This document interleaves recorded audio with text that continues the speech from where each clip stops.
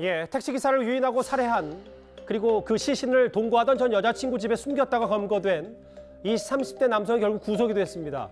그런데 이 집주인이자 동거녀인 전 여자친구까지 숨지게 한 그리고 시신을 유기까지 했다고 자백했다. 이 계속 새로운 내용이 알려지면서 더욱 충격을 주고 있는데요. 이수정 교수 함께 이 얘기 핵심 내용들 짚어보겠습니다. 이 교수님, 네. 저 이게 좀 충격적이었는데 동거녀를 차량용 루프백으로 옮겨서 유기했다. 빨리 시신 찾아야 되는데 이 얘기 듣고 먼저 어떤 생각부터 떠오르셨습니까?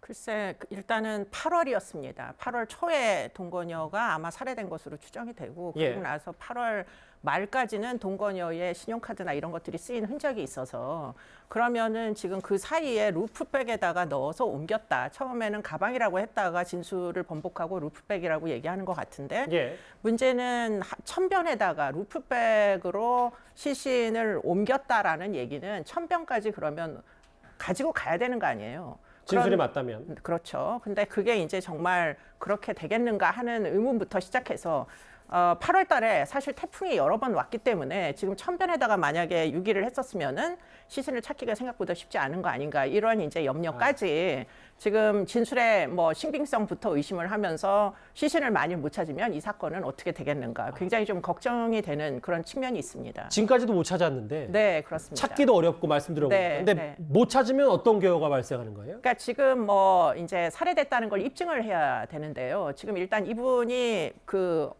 실종이 된 건 틀림이 없는 사실인데 그러면은 지금은 자백을 했습니다. 수사기관에서 본인이 죽였다고.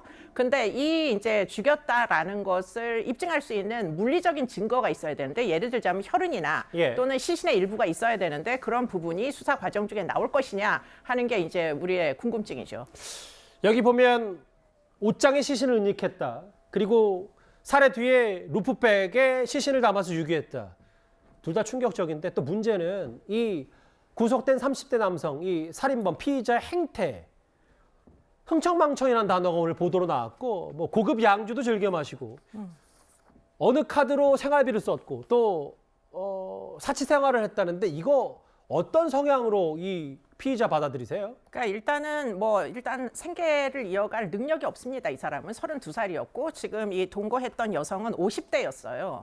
그런데 둘이 어디선가 만나가지고 이 피의자의 현재 주장은 뭐냐면 결국에는 뭐 꽤 몇 년 동안 사귀다가 동거를 하게 됐는데 그게 4월이었다. 그러니까 동거한 기간이 4개월밖에 안 됩니다. 그러네요. 그 사이에 지금 이 이제 피의자는 동거녀의 신용카드 3개를 주로 활용을 했던 것 같고요.